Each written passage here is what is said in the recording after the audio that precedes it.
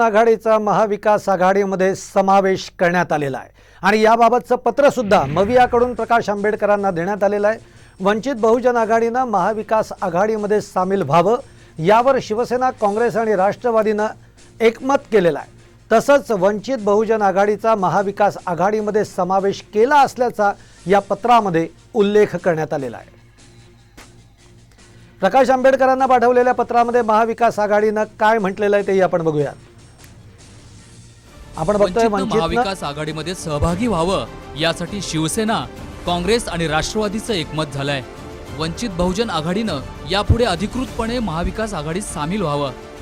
2024 साली देशात झुंडशाहीने वेगळा निकाल लावला तर बहुधा ही शेवटचीच निवडणूक ठरेल अशी शंका लोकांना वाटते। ही परिस्थिती बदलून राज्यात व देशात परिवर्तन घडवावे यासाठी महाविकास आघाडीची स्थापना झाली। हे आपण जाणताच प्रकाश आंबेडकर हे देशातील हुकुमशाही विरुद्ध लढत आहेत। त्याबद्दल आपले महाविकास आघाडी आभारी आहे।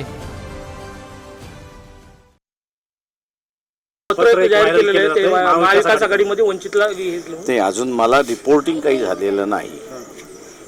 जे बैठकीला गेलेले आहेत त्याच्यामुळे मला तर तासाभरामध्ये मला रिपोर्टिंग येईल त्यांचं।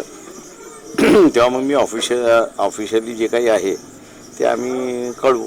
ते आमचं असणारं टार्गेट जे आहे ते भारतीय जनता पक्ष सत्तेमधून बाहेर करणं हा टार्गेट आहे। त्याच्यामुळे इगो आम्ही असणारा बाजूला ठेवलेला एवढं मी त्या ठिकाणी सांगतो। मवियाच्या पुढील बैठकीमध्ये आम्ही मवियामध्ये सामील होऊ अशी प्रतिक्रिया प्रकाश आंबेडकरांनी दिलेली आहे। त्यांनी ट्विटवरून ही प्रतिक्रिया दिली आहे।